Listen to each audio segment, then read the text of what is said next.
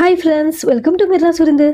இன்றைக்கி நம்ம 100% எண்ணெய் குடிக்காத மொறுன்னு உருளைக்கிழங்கு சமோசா தான் செய்ய போகிறோம். ஒரு உருளைக்கிழங்கு சமோசாக்கும் மாவு திரட்டணும். அதுக்கப்புறமா தான் ஸ்டெஃபிங் வச்சுட்டு ஃபோல்டிங் பண்ணுவோம். நான் இதில் சொல்லி கொடுத்துருக்க ட்ரிக்ஸ் யூஸ் பண்ணி பாருங்கள். ஒரே டைமில் மாவு திரட்டிட்டு 6 சமோசா ஈஸியாக ஃபோல்டிங் பண்ணலாம். மசாலாவும் வெளியே வராது, நல்லா மொறுன்னு எண்ணெயும் குடிக்காமல் இருக்கும். சரிங்க ஃப்ரெண்ட்ஸ், இந்த ரெசிபி எப்படி பண்ணுறதுன்னு வீடியோக்குள்ளே போய் பார்க்கலாம். சமோசாவுக்கு ஃபஸ்ட்டு உருளைக்கிழங்கு மசாலா ரெடி பண்ணிக்கலாம். பேன் சூடானதும் 2 டேபிள் ஸ்பூன் அளவுக்கு எண்ணெய் சேர்த்துக்கோங்க. 1 ஸ்பூன் அளவுக்கு சீரகம் சேர்த்துக்கோங்க. 1 பச்சை மிளகாய் பொடியாக நறுக்கி சேர்த்துக்கோங்க. 1 கொத்து கருவேப்பிலை சேர்த்துக்கோங்க. ஃப்ரெஷ்ஷான கருவேப்பிலை சேர்த்துக்கோங்க. என்கிட்ட ஃப்ரெஷ்ஷான கருவேப்பிலை இல்லை, அதனால் நான் முழுசாக சேர்த்துருக்கேன். ஃப்ரெஷ்ஷான கருவேப்பிலையாக இருந்துச்சுன்னா பொடியாக நறுக்கி சேர்த்துக்கோங்க. இப்போ இது எல்லாமே லைட்டாக வதங்கின உடனே 1 மீடியம் சைஸ் வெங்காயம் பொடியாக நறுக்கி சேர்த்துக்கோங்க. வெங்காயம் ரொம்ப நேரம் வதங்கணும்னு அவசியம் இல்லை. மீடியம் ஃப்ளேமில் வச்சுட்டு லைட்டாக வதக்கிக்கோங்க. அதாவது கண்ணாடி பதம் அளவுக்கு வதங்கினா போதும். இப்போ பாருங்கள், இந்த அளவுக்கு வதங்கிடுச்சுன்னா போதும். இப்போ இது கூட 1/2 ஸ்பூன் அளவுக்கு இஞ்சி பூண்டு விழுது சேர்த்துக்கோங்க. இஞ்சி பூண்டுடைய பச்சை வாசம் போகிற வரைக்கும் 2 நிமிஷம் நல்லா வதக்கி விட்டுக்கோங்க. இஞ்சி பூண்டுடைய பச்சை வாசம் முழுவதும் போயிடுச்சு. இப்போ ஸ்டவ் லோ ஃப்ளேமில் வச்சுட்டு மசாலா பொருட்கள் சேர்த்துக்கோங்க. 1 ஸ்பூன் அளவுக்கு மிளகாய் பொடி சேர்த்துக்கோங்க. 1/2 ஸ்பூன் அளவுக்கு கரம் மசாலா பொடி சேர்த்துக்கோங்க. 1/4 ஸ்பூன் அளவுக்கு மஞ்சள் பொடி சேர்த்துக்கோங்க. சுவைக்கேற்ப உப்பு சேர்த்துக்கோங்க. மசாலா பொருட்களுடைய பச்சை வாசம் போகிற வரைக்கும் 2 நிமிஷம் நல்லா வதக்கி விட்டுக்கோங்க. எப்பவும் மசாலா பொருட்கள் சேர்க்கும் போது ஸ்டவ் லோ ஃப்ளேம் வச்சு தான் சேர்க்கணும். அது முழுவதும் வதங்குற வரைக்கும் ஸ்டவ் லோ ஃப்ளேமில் தான் இருக்கணும், இல்லைன்னா கரைஞ்ச மாதிரி ஆகிடும். மசாலா நல்லா வதங்கிடுச்சு. இது கூட 2 மீடியம் சைஸ் உருளைக்கிழங்கு வேக வச்சு மசிச்சு சேர்த்துக்கோங்க. ஸ்டவ் இப்போ லோ ஃப்ளேமில் தான் இருக்குது. இந்த உருளைக்கிழங்குல எல்லா இடத்துலையும் மசாலா படுற மாதிரி நல்லா மிக்ஸ் பண்ணி விட்டுக்கோங்க. உருளைக்கிழங்கு ரொம்ப சாஃப்டாக மேஷ் பண்ண வேண்டாம், சின்ன சின்ன குன்னைகள் இருக்க மாதிரி மேஷ் பண்ணிக்கோங்க.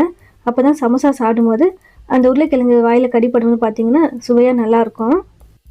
இப்போ பாருங்கள், மசாலா எல்லாமே நல்லா ஈவனாக மிக்ஸ் பண்ணியாச்சு.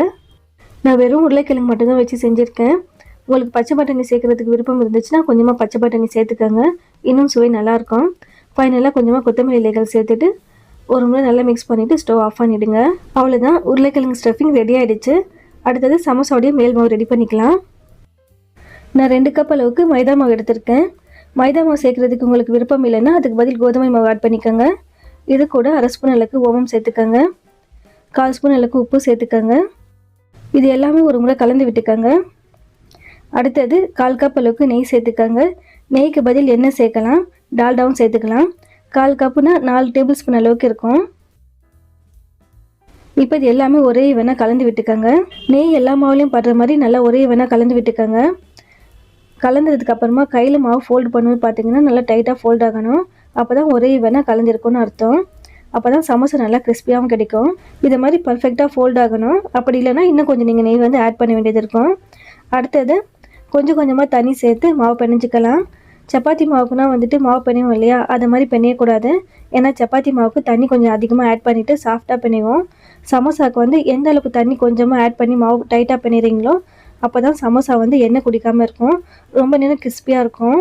சமோசா செய்கிறதுக்கு இந்த டிப்ஸ் ரொம்ப முக்கியமானது. இன்னொரு முறை கூட சொல்கிறேன் பாருங்கள். மாவில் எந்த அளவுக்கு நீங்கள் கொஞ்சமாக தண்ணி சேர்த்து டைட்டாக பிணைறீங்களோ அந்த அளவுக்கு சமோசா எண்ணெயும் குடிக்காது, நல்லா கிறிஸ்பியாக இருக்கும். பிகினர் செஞ்சால் கூட பர்ஃபெக்டாக செஞ்சிடலாம். இப்போ பாருங்கள், நல்லா டைட்டாக மாவு பிணைஞ்சாச்சு. இப்போ இது ஒரு 10லேருந்து 20 நிமிஷம் வரைக்கும் ரெஸ்ட்டில் விடலாம்.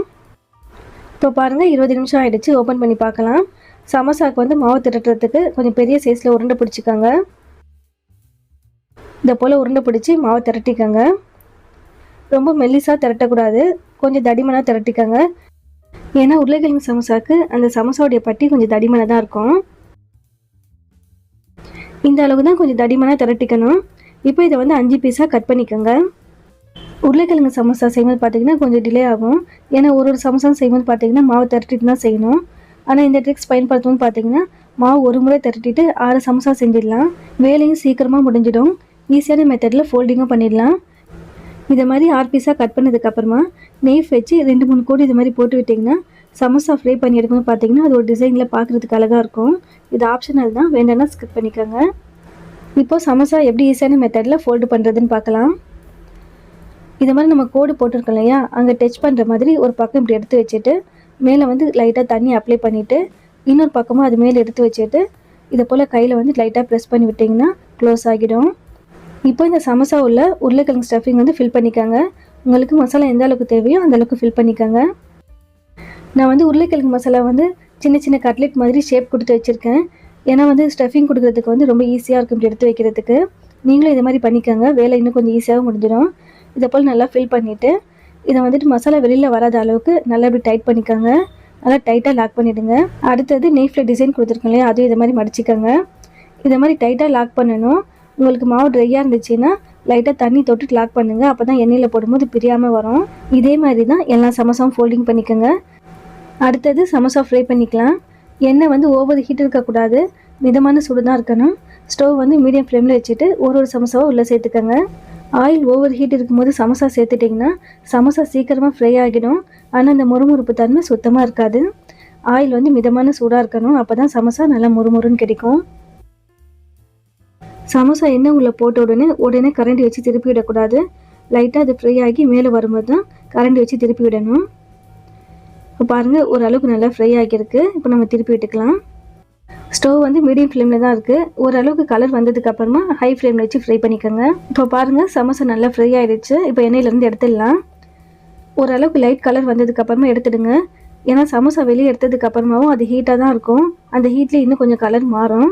நல்லா கோல்டன் ப்ரௌன் கலர் வந்ததுக்கப்புறமா எடுக்கலான்னு பார்த்தீங்கன்னா வெளில எடுத்துகிட்டு அந்த ஹீட்டில் பார்த்தீங்கன்னா இன்னும் கொஞ்சம் அது நல்லா டார்க் கலரில் ஆகிடும். கரைஞ்ச மாதிரி ஒரு கலர் வந்துடும். ஸோ கலர் வந்து ஓரளவுக்கு வந்ததுக்கப்புறமா உடனே எடுத்துடுங்க.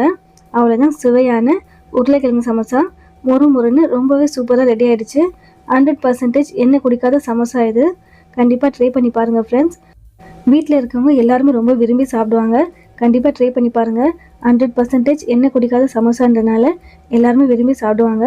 சாப்பிட்றதுக்கும் நல்லா கிறிஸ்பியாக சுவையாக இருக்கும். இந்த ரெசிபியில் உங்களுக்கு ஏதாவது டவுட்ஸ் இருந்தாலும் கமெண்ட்ஸில் கேளுங்க ஃப்ரெண்ட்ஸ்.